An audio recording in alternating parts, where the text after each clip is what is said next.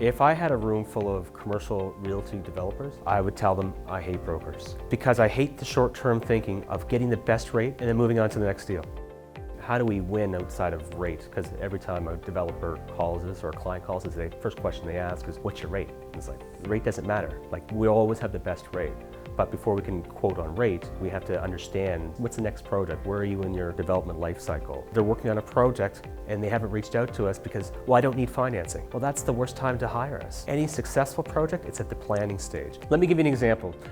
Client in St. John, it was a 40-unit apartment building, ran the math, and CMHC just didn't make sense. It was conventional, it made sense for that client in that location. But his real goal, he had a bigger project he wanted to do. It was a 70-unit development. He always was thinking, I can't do that project for 2 years. Once I do my first one, I'll have to wait 2 or 3 years. When we looked at it, it's like, well, actually, there's a way we can do it. And we looked at the Canada Mortgage Housing Flex program, and that was a great fit for him. He could take on both projects where cost is really cheap right now and the market is strong. He wanted to get there this year, but he always was of the mindset, I can't do it. So when it works best is when we understand the client's big picture and going through all the numbers. We get right down to the nitty-gritty of how many one-bedrooms you should have based on that location. I don't think all brokers do that. They say, how much do you want and what's the rate? We look at how do we help add value, because if I don't add value, our clients aren't going to want to use this again. So how do I get them more money, save them some time, leverage our expertise to help make the project successful? Because if it's not successful, it's not good for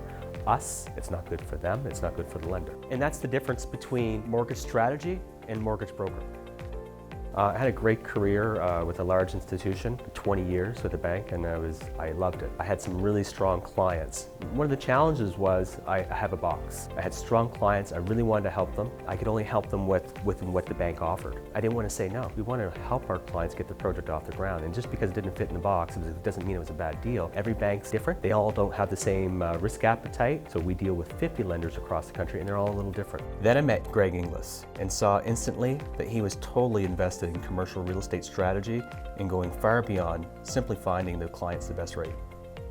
Greg's background, he was a commercial appraiser. He dove deep into the numbers, very strong in analytics and poking holes through anything the lender would kind of have a question on. He had the answer for well in advance and knew how to frame it up. Now we are a team of 7 and we're covering all Atlantic Canada. There's a lot of work in the back office to underwriting a deal and dealing with the lenders, dealing with the closing. So we've all been former lenders, and our team of underwriters have been commercial appraisers. All bring value to the transaction. If we can't add value, then it shouldn't be on our team.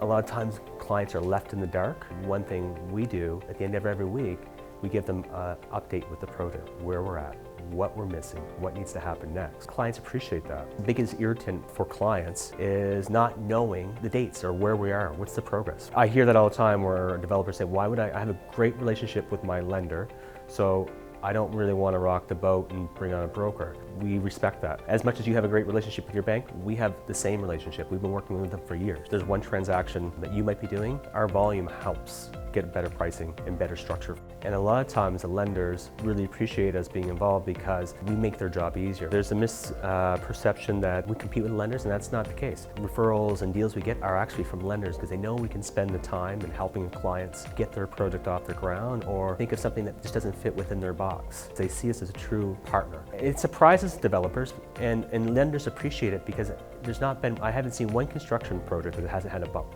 We're there to help find solutions for the lender and for the client versus we got paid a fee, move on, thank you very much. 5-5 queen. I'll give that example.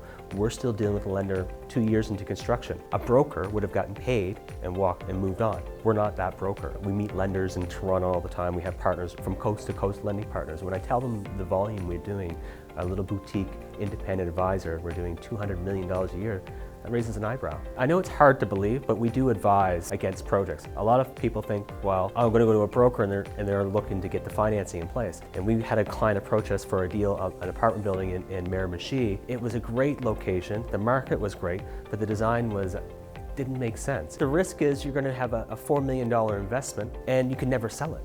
Could we finance it? Yes. And I can get a fee and move on. Was it going to be successful? I couldn't guarantee it. The last thing we want to do is work on a project that's going to put the client at risk or fail or put the lender at risk. It's funny, a lot of our deals that we have done, it's unknown that we were actually involved. You get to see the broker who sold it, or you get to see the lender who financed it through public record.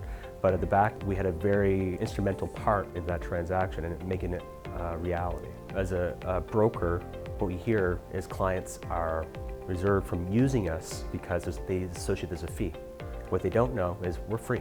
We only need to save a client 10 points on a deal. We've justified our cost. Every deal we've ever done, our clients, we've made them way more money than they've ever paid us. We've developed a report card showing how much we saved them in interest rate, how much more money we got them, our value add that we actually are free, we made you more money than the cost you paid us. Every deal is a little different, but a lot of developers are in the growth stage, so they need as much capital to move on to the next project. When they see what the value we brought to them, got them an extra $1 million versus the $50,000 they paid us, it was worth every penny.